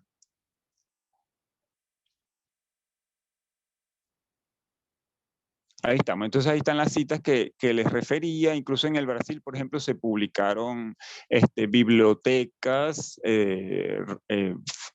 para la orientación de los profesores de la escuela primaria. Vamos a pasar a la lámina siguiente. Incluso se publicaron documentales en video que se pasaban en la televisión pública, etcétera, etcétera, ¿no? También vamos a pasar a la siguiente, por favor. Ahí están las ideas que le sostenía. Venezuela también fue otro de los países en los que el grueso de la academia se adhirió a este proyecto principal, ¿no? Y con ello a las ideas aún persistía el movimiento de la escuela nueva, ¿sí? Y estaba tomando fuerza el movimiento de la matemática moderna. Entonces, prácticamente, en realidad son pocos los trabajos que desde la academia que criticaron la adhesión acrítica, vamos a decirlo así, al movimiento de la matemática moderna. Solo décadas después es que es que se vieron importantes objeciones desde el punto de vista de la didáctica, incluso de la psicología, del aprendizaje, etcétera, etcétera, desde otra postura, incluso filosófica, a este modelo curricular que irradió las matemáticas en la región y en todo el mundo. Vamos a pasar, porfa, a la lámina que sigue para aprovechar acá el tiempo. Ahí está uno de los manuales que se publicó en el Brasil, parte de la biblioteca que yo les refería. Y estas láminas incluso las puedo compartir con todos los compañeros en versión PDF para que puedan echar un ojo con más detalle del tiempo que nosotros tenemos, que considero que es bastante cortico. Vamos a la lámina que sigue. Ajá, aquí está algunos aspectos de las reformas que se llevaron a cabo en Chile durante todo este periodo de desarrollo del proyecto principal. Eso lo podemos ver y quizás aprovechar algunas de las preguntas para referir a algunos de los aspectos, pero vamos a la siguiente, ¿no? Ajá, esta es una de las publicaciones más utilizadas en Chile durante el proyecto, etcétera, etcétera, ¿no? Entonces, vamos con la lámina que sigue. Bueno, aquí está una de las portadas de Boris Bosio, uno de los prolíficos autores de la educación para la matemática escolar aquí en Venezuela, cuya obra prácticamente pasó al olvido con la implantación de la matemática moderna acá en Venezuela. Vamos a la que sigue, por favor, porque me interesa que luego ahí está bien, ajá, luego de ahondar en algunos aspectos relacionados con el contexto que involucró una reforma mayúscula para la educación en nuestro país, en toda Latinoamérica, ese impacto de esas reformas tuvieron incidencias directas en las direcciones que tomó la investigación en educación matemática. Algunos de las líneas a las cuales se apuntó en ese largo periodo y que tomó luego las décadas siguientes del siglo XX fueron el énfasis en los objetivos, la descentralización de la educación, el peso único en lo tecnológico, que ya refería la profesora Aida Justo, y las evaluaciones internacionales como estándares, por ejemplo, el caso TIN, el caso PISA, entre otros estudios de naturaleza internacional, e incluso la calidad, ahí me faltó poner las comillas, y el éxito me faltó poner las comillas. Vamos a la lámina que sigue. Allí les coloco, fíjense, como ejemplo, simplemente vamos a tratar de hacerlo en un minuto. Por ejemplo, tomemos por caso el estudio de los libros de texto. ¿Ok? Allí uno puede discriminar intereses de estudio que van, por ejemplo, desde la evolución histórica de un concepto, de una idea de matemática, de las ideas o temas matemáticos que se trabajan en un libro de texto, etcétera, etcétera, incluso hasta estudiar la relación del libro de texto con las estructuras de control social o con el poder económico, etcétera, etcétera.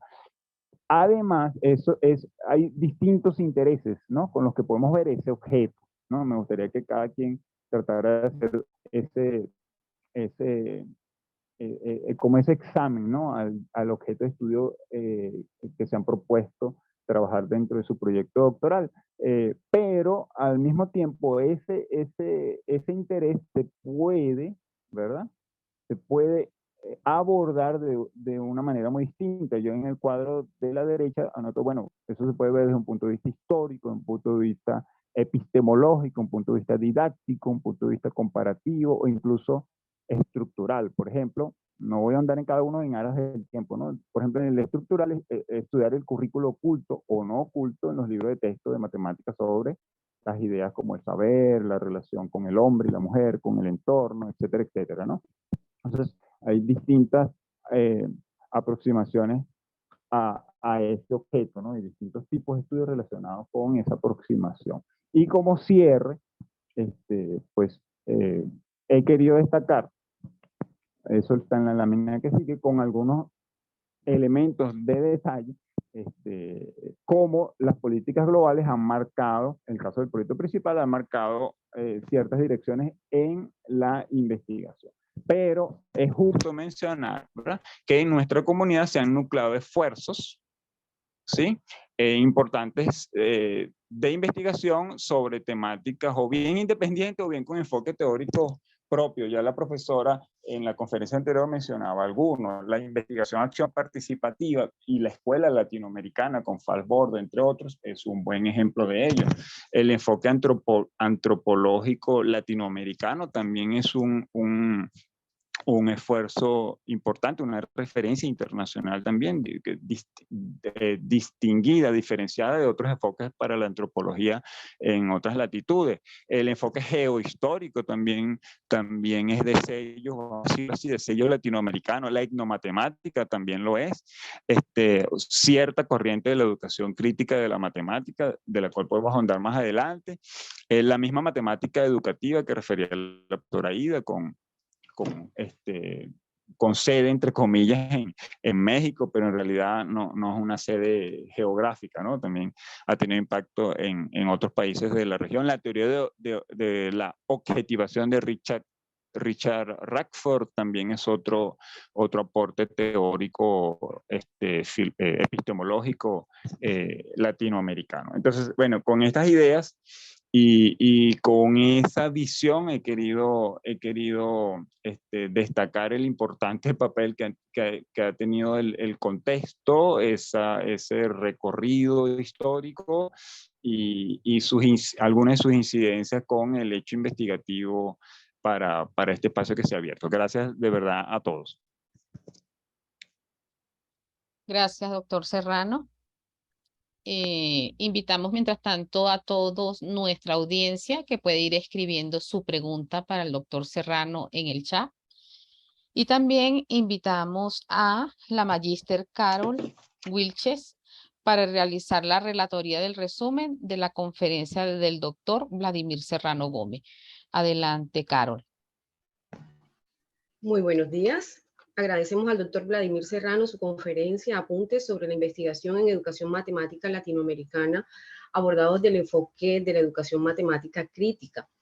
El doctor ha realizado un recorrido amplio y laborioso donde expresa cómo han influido las políticas globales en cada país de acuerdo a lo expresado en la UNESCO o en el siglo anterior y que todavía permanece, basándose en argumentos como la tasa de escolaridad, índices de deserción, promedios del nivel educativo, el crecimiento demográfico, entre otros factores, y sosteniendo que las reformas en el sistema educativo se presentaron como un proceso inherente a ellos y que está asociada también a cambios superficiales y no con transformaciones profundas y necesarias, o también llamadas, como muy bien lo expresó el doctor, medulares.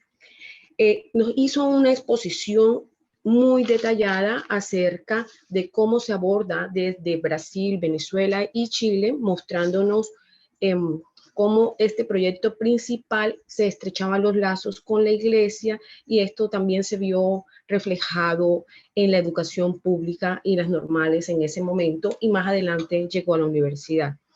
Sumando todas estas percepciones como buscando una estabilidad política y que los nuevos profesionales se desarrollaran en el campo más económico como una obra de mano cualificada, y esto también se replicó en otros países en el siglo pasado. Se apalanca la idea de empleabilidad como el futuro de la educación que vimos hasta inicios de este ciclo. Luego el docente nos presenta un trabajo de documental, donde nos muestra un ejemplo donde están los tópicos, los intereses de estudio, el tipo de estudio y cómo podrían abordarse las diversas investigaciones a partir del estudio minucioso que nos mostró también una serie de documentos y publicaciones que fueron soporte para este proyecto principal tanto en Brasil como en los demás países. Eso es todo. Gracias, Carol, por tu relatoría. Bueno, a partir de este momento iniciamos el ciclo de preguntas, así que los invitamos a escribirlas en el chat. Y el que desee puede levantar su mano, abrir su micrófono y hacer directamente la pregunta al doctor Vladimir Serrano.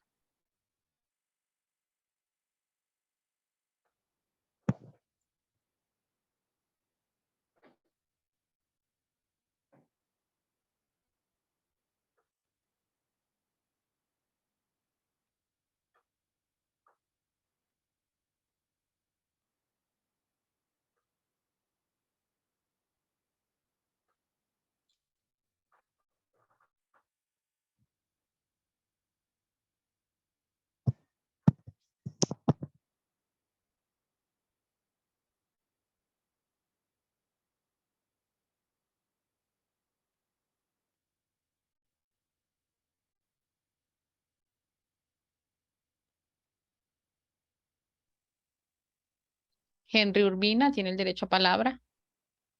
Por favor, realizar la pregunta muy concreta. Gracias, Henry.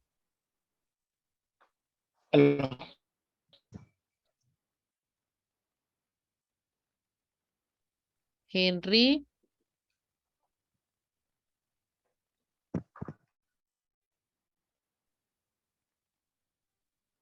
Henry, nosotros no te escuchamos. Si tú me escuchas, por favor, escribe en el chat la pregunta.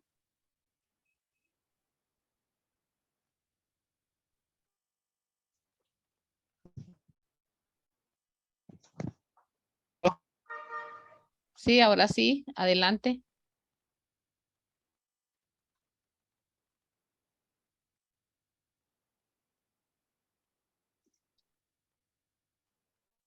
Henry, pareciera que tienes problemas de conexión. Te invitamos a escribir la pregunta en el chat de la sala de Zoom.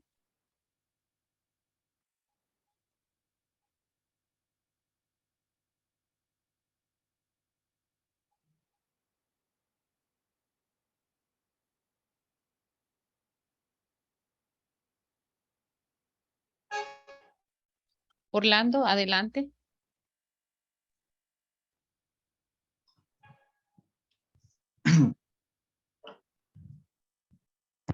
Sí, gracias, doctora Cecilia. Por favor, que tu Pues, pregunta sea muy concreta, Orlando. Gracias. sí, claro. Bueno, felicitaciones al doctor Vladimir por su conferencia. Mi pregunta va en este sentido. O sea, de acuerdo al contexto que describe el doctor Vladimir sobre las reformas en Latinoamérica, en especial en la educación matemática, y que según le escuché no generaron cambios de fondo en, diríamos así, en los procesos relacionados con este saber. O sea, a nivel de nuestras tesis doctorales, o sea, ¿qué matices deben tener para ir en consonancia con esos cambios que se requieren en nuestra región, dada la importancia de este saber? Ya, gracias, profesor Orlando Perea. Sí, fíjate, y fíjense, no es que el proyecto principal y esa política educativa global no haya generado cambios de fondo. De hecho, lo hizo en la educación matemática, en el área del aprendizaje y enseñanza de la matemática, tanto en la escuela primaria, en la educación media, media académica, educación media general, e incluso en el ámbito universitario, en sus distintas modalidades, ¿sí?, y niveles, hubo cambios importantes que marcaron diferencias en cuanto no solo con los temas que se estudiaban, sino al enfoque con el que se estudiaron esos temas. Con el proyecto principal, recuerda, entró también el movimiento de la matemática moderna, el lenguaje a través de la teoría de conjuntos, la visión en la estructuras algebraicas, ¿sí? Como una especie de malla para la enseñanza de la matemática en todos estos niveles. El hecho del distanciamiento de la educación matemática y de la matemática escolar para con la realidad concreta también, ¿sí? Eso es uno de los cambios importantes que hubo con esta reforma, ¿sí? Yo me refería más bien a que los cambios medulares, ¿sí? Que son otra cosa, ya es un aspecto distinto, un aspecto a estudiar. Entonces, sí hubo cambios importantes de fondo, pero no todos los cambios medulares que ameritaban cada una de nuestras sociedades y nuestras culturas fueron acompañados de la misma manera. Entonces, ese es un punto que quería destacar allí. Déjame ver si puedo. Yo estoy conectado desde el celular. Déjame ver Aquí si yo le puedo. puedo leer, mi doctor. Ay, gracias. Tiene 3 preguntas y con ellas cerraríamos el espacio de preguntas. Voy leyendo las 3. Dice, ¿cómo se podría motivar a los gobiernos de América Latina para que impulsen cambios significativos en sus políticas educativas? La segunda dice, con relación a los libros de texto, ¿cómo pueden estos aún mantenerse a futuro, dado que con el transcurrir de los tiempos, las plataformas digitales tienden a relegarlos un poco? Y la última dice, ¿cuáles son los aspectos más relevantes a tener en cuenta al momento de pensar en nuevas políticas públicas? Ya, bueno, la pregunta que tiene que ver con cómo mantenerlos a futuro, ¿no?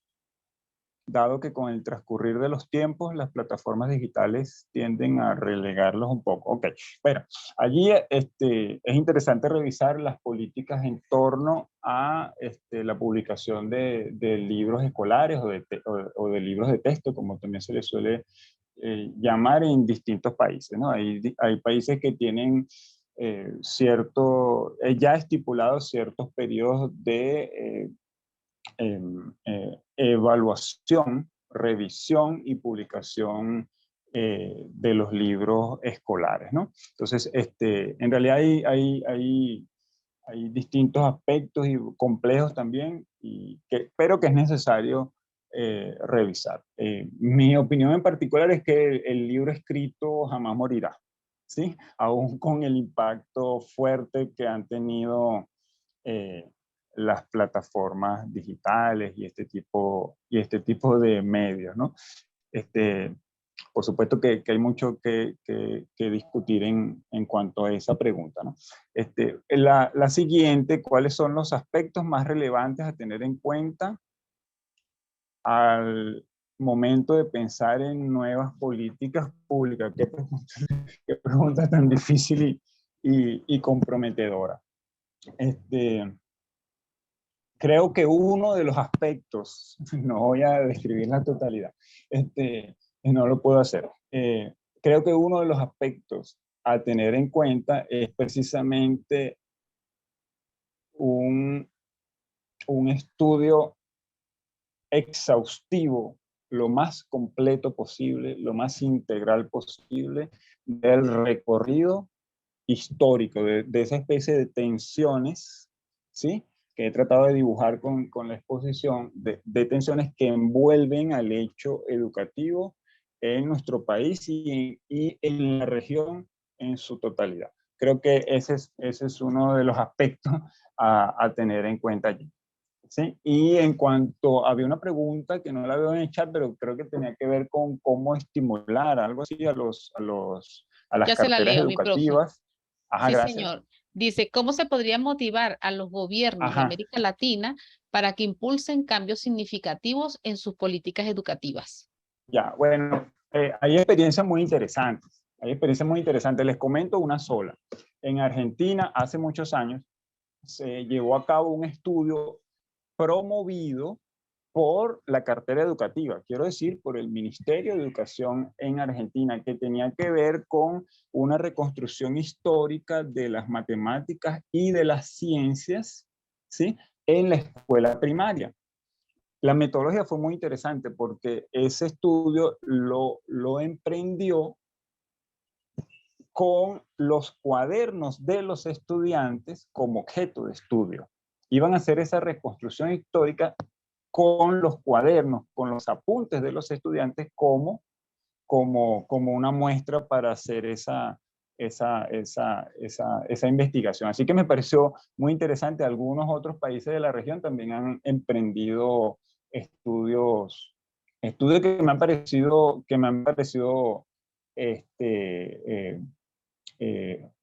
pues muy interesante, muy interesante. Son lecturas necesarias que creo que cada uno de las carteras educativas de nuestros países tienen que atender, ¿no? Ese es uno de los aspectos. El espectro en realidad es bastante amplio, bastante complejo, ¿sí? Pero creo que deben apuntarse objetivos en esas direcciones. Bueno, agradecemos al doctor Gracias. Serrano por su conferencia magistral. Gracias. Queremos confirmar, el doctor Roberto se encuentra en la sala conectado y quisiera saber si tiene datos disponibles porque no le ha regresado el fluido eléctrico. Sin embargo, él está tratando de conectarse desde el teléfono. Entonces, bueno, doctor Roberto, indíqueme si me escucha, si su conexión le permite conectarse.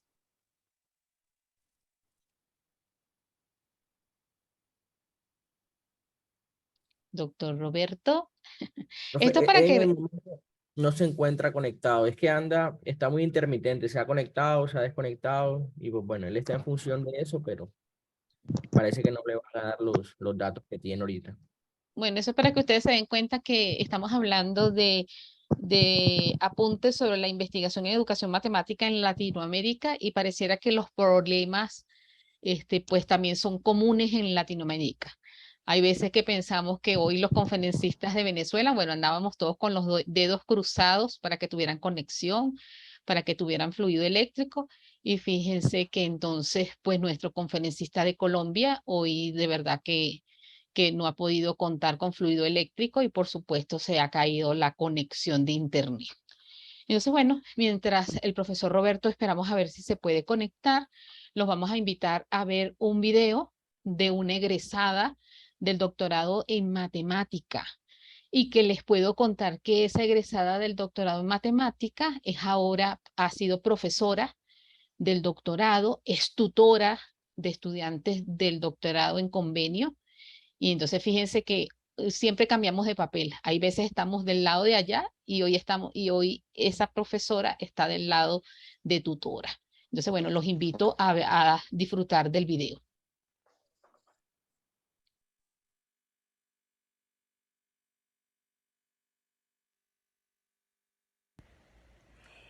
En conversación en el 2014 con la doctora Carmen Valdivia, quien era integrante de la comisión evaluadora de un proyecto doctoral en educación matemática designada por el Consejo Nacional de Universidades del país para la revisión, lectura y proposición de modificaciones, junto con el doctor Alfredo Robles y la doctora Blanca Quevedo, me describe un programa doctoral novedoso, valioso para la comunidad de educadores matemáticos y específico. Soy Enedina Rodríguez, segunda egresada de la primera corte del doctorado en educación matemática UPEL IP Rafael Alberto Escobar Lara. ¿Por qué este doctorado y no otro de los doctorados?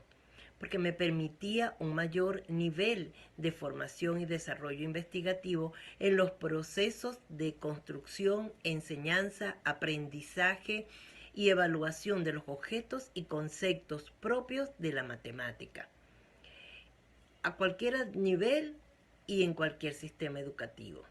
Esto me iba a permitir generar conocimiento y evaluar las anomalías de la educación matemática vinculadas con los contextos cognitivos, epistemológicos, ontológicos, teleológicos, prácticos y metodológicos, que fueron los elementos clave para el desarrollo, defensa y diseño de la tesis doctoral, acompañada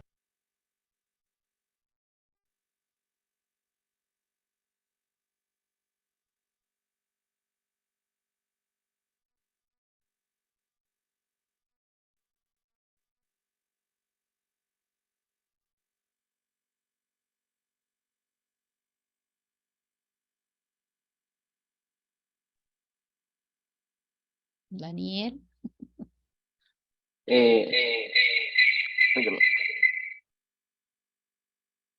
No, doctora, ya el video concluyó, sino que parece que quedó como inconcluso al final, pero se detuvo fue porque el video se acabó. Listo.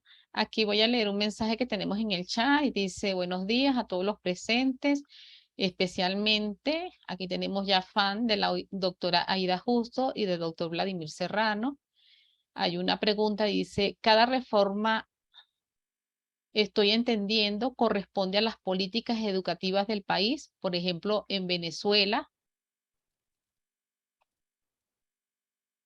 va de la mano de quien está en el gobierno, no es aplicable a todos los demás países, es decir, dependerán de la intencionalidad de los gobernantes. Pues se habla de docentes, programas, currículos, y para que estas políticas sean fructíferas, pregunto, ¿conviene formar e involucrar en representantes en ello? Esa pregunta creo que va hacia el doctor Vladimir.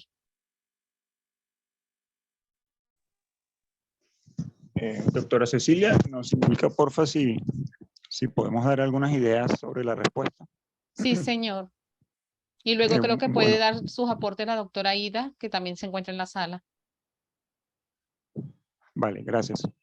Bueno, una pregunta interesante, difícil en realidad. Mire, cada una de las reformas, no es el caso de Venezuela nada más, cada uno de nuestros países, y así es en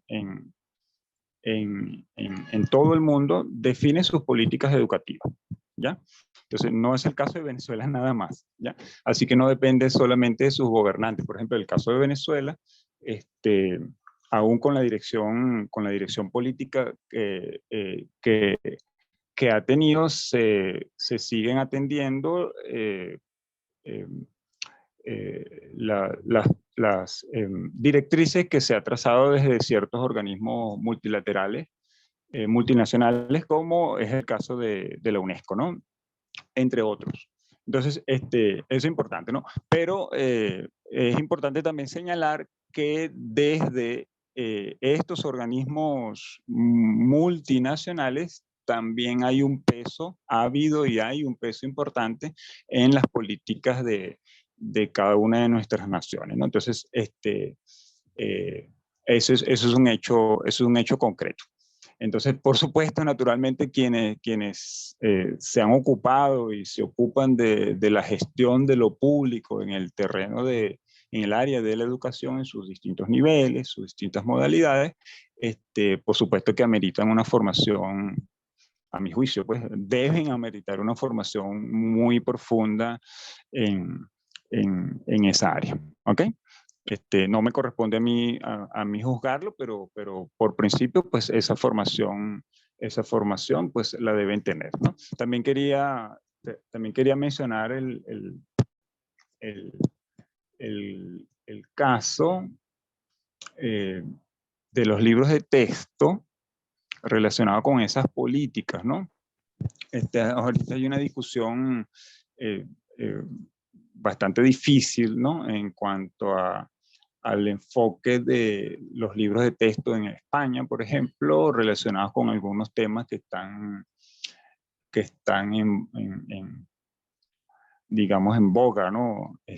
Hoy en día, ¿no? Temas medulares. Entonces, es una discusión difícil, ¿sí?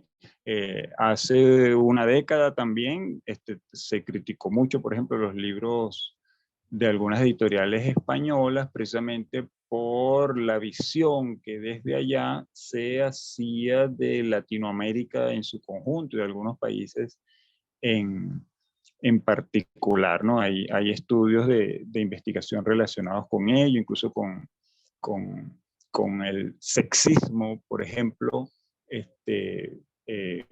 que se aborda desde los libros de texto, etcétera, etcétera, ¿no? Entonces, ese es otro de los aspectos dentro de esta complejidad de temas que se pueden abordar. Pero bueno, vuelvo al punto inicial, cada país, pues, y en la pregunta decían los gobernantes, la cartera educativa pues define sus políticas, pero también hay sus tensiones que tienen que ver con la adhesión o suscripción a políticas globales, ¿no? Las evaluaciones de ciertos contenidos y de ciertos aprendizajes que forman parte de las pruebas internacionales, como TIMSS y PISA que comentamos, son una especie de estándares, ¿no? que han marcado ciertas direcciones en las políticas locales.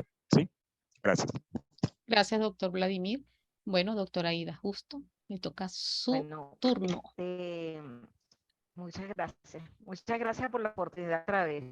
Totalmente compartida la opinión del doctor Vladimir.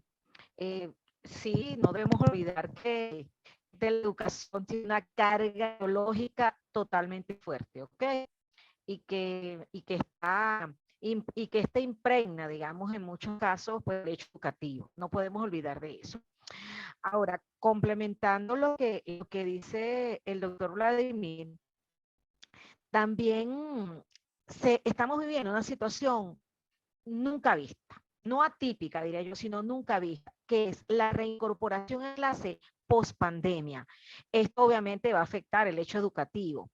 Y cuando el profesor Henry habla de la inclusión de los representantes al final de su pregunta, sí, obviamente nos damos cuenta, esta pospandemia, esta pandemia nos ha hecho ver que el representante es un elemento vital, muy interesante y olvidado en los estudios dentro del proceso de enseñanza, dentro del proceso de aprendizaje.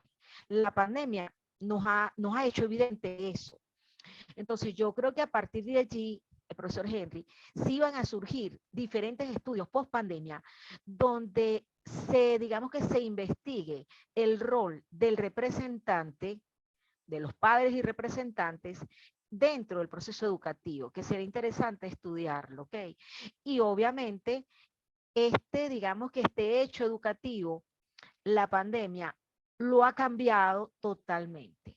No solamente en la implantación abrupta de la tecnología en nuestra aula de clase, sino que la inclusión ahora de un representante y digamos que involucrándose de manera activa. Y no solamente activa, sino va a ser efectiva. Tiene que ser efectiva, porque entonces la educación híbrida o la modalidad mixta, como lo quieran llamar, ha llegado y llegó para quedarse.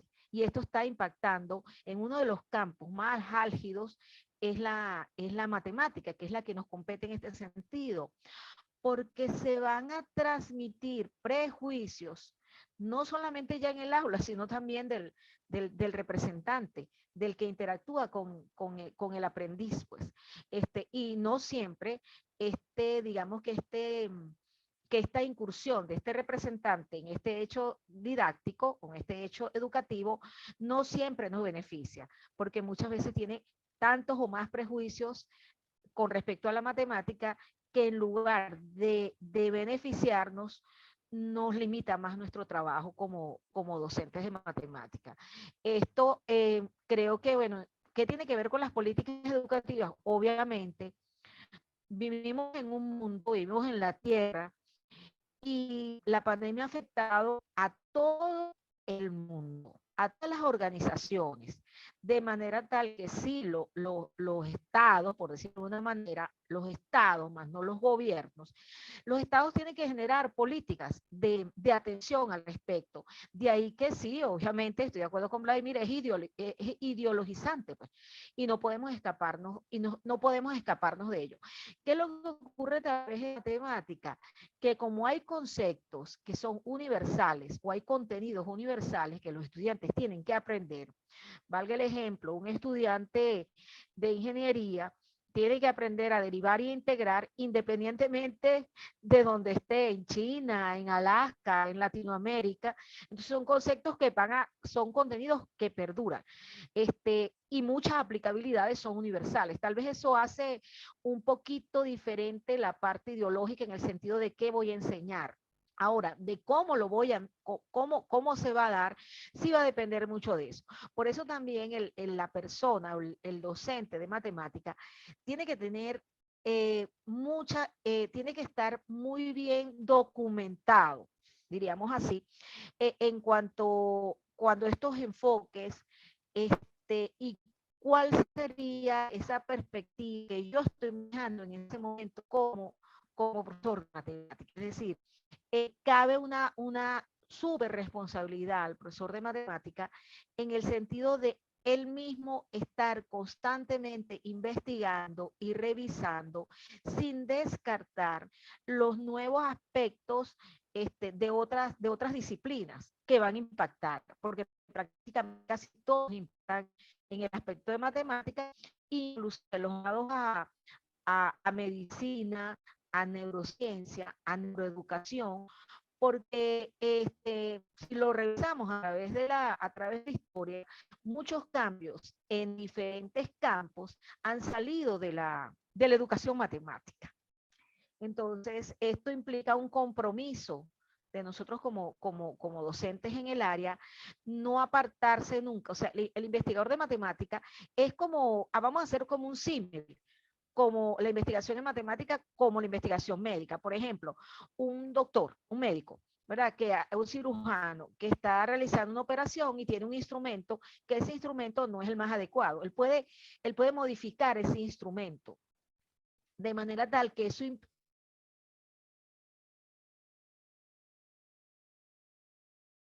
Perdimos el audio de la doctora Aida. que eso mejora el conocimiento, la práctica. Y ¿me escuchan? Entonces, sí, profe, ya regresó. Ajá. Ok, entonces en ese sentido, hacia el símil con de los profesores de investigadores de matemática, similar a los médicos, que, por ejemplo, cuando un médico está aplicando una cirugía y tiene un instrumento, que el instrumento no le permite, digamos, que trabajar adecuadamente, él puede hacer una modificación en ese instrumento, pero desde su campo de acción, que es la medicina.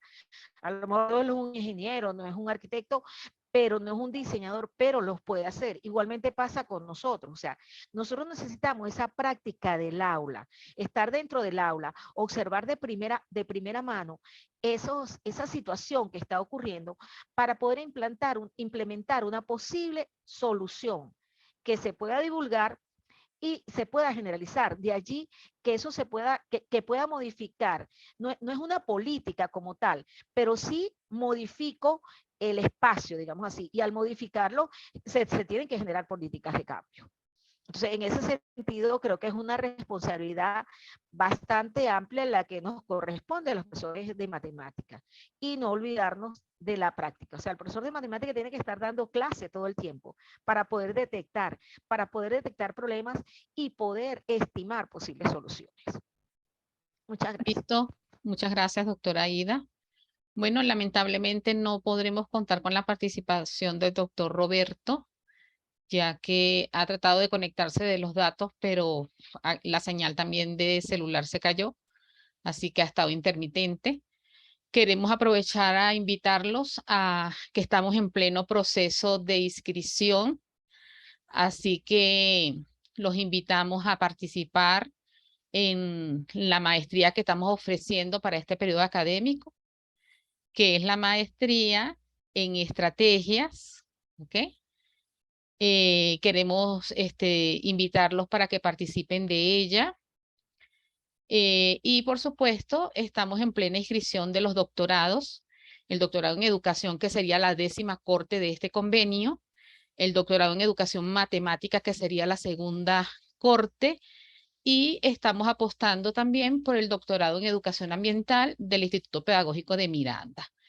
Así que cualquiera que esté interesado en participar en estos programas de 4º nivel, los invitamos a preguntarnos la información sobre los mismos.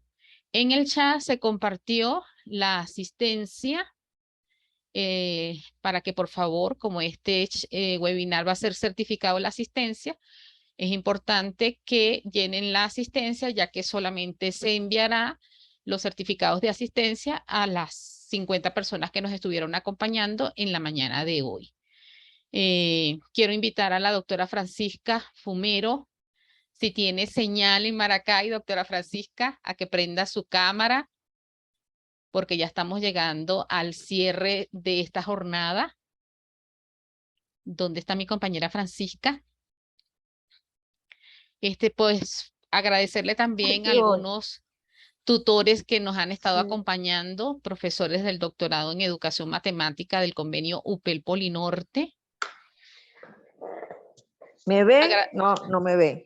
No la vemos, pero sí la escuchamos. Bueno, esperamos que la cámara funcione, pero tú sabes cómo son los datos acá. La doctora Francisca debe estar montada en la mata de mango que tiene cerca de su No. casa allá en Maracay. Algo parecido, mi querida Cecilia. Y conoces todas las vicisitudes que vivimos en Venezuela y bueno, no se queda atrás Colombia. Así es. Sí, esto ha sido para nosotros una gran oportunidad de invitar a personas conocedoras del área de matemática y no solamente portar a la disciplina, sino también son docentes y como tales tienen una gran experiencia en el área. Y para nosotros un placer que haya gente que estén interesados en este webinar y por supuesto ubicar las oportunidades que podemos ofrecer desde la Universidad Pedagógica Experimental Libertador. Y como institutos, al fin y al cabo, somos núcleos para muchos de los que nos conocen y ofrecer el doctorado de educación matemática es para nosotros un gran honor hacerlo llegar a cualquier rincón de cualquier parte del mundo, en especial en Colombia. ¿Qué te puedo decir, mi querida Cecilia? Que hemos estado entre venir e ir, vicisitudes, y hemos dado muchas cosas y obstáculos. Yo creo que esa es la validez que nosotros tenemos de la universidad. Y con ellos, bueno, nuestros estudiantes que siempre están atentos, algunos entusiasmados, otros tantos no, pero tratamos de animarlos para seguir adelante, porque esto no es una meta, también es un reto y una manera de nosotros que debe ofrecer el conocimiento para que todos, cada uno de ellos, puedan hacer la investigación de acuerdo a sus objetos matemáticos. No es tan difícil, es simplemente ubicar las necesidades del país y también las necesidades de nuestra experiencia. Muchísimas gracias a ti, mi querida Cecilia, que eres nuestro enlace en Polinorte. Y bueno, upelista 100%. Te quiero mucho y a las personas que estuvieron presentes, no se olviden de nosotros y aquí estamos para servirles. Muchísimas gracias, Cecilia. Así es. Agradecemos la participación de nuestros dos conferencistas, la doctora Aida Justo, el doctor Vladimir Serrano, que son de nuestro Instituto Pedagógico de Miranda, un instituto pedagógico urbano, hermano. Como le hemos dicho a ustedes, la UPEL arropa otros institutos y ellos pertenecen a uno distinto. Fíjense que siempre hablamos del Pedagógico de Caracas, del Pedagógico de Maracay, y en esta oportunidad los dos conferencistas de lujo que hemos tenido en la mañana de hoy, pues son de un instituto pedagógico hermano. Agradezco también al Comité de Apoyo Tecnológico, a Daniel, a Marjorie, a Joan, a Carol y a Orlando, que son estudiantes del doctorado del convenio UPEL Polinorte. Agradezco también a todos los asistentes en la jornada de hoy. Los certificados de asistencia serán enviados a sus correos en el transcurso de la semana. Y bueno, mil bendiciones y feliz día para todos. Gracias por acompañarnos en esta excelente jornada académica. Feliz día para todos. Feliz día. Feliz día. Feliz día a todos. Gracias, doctora.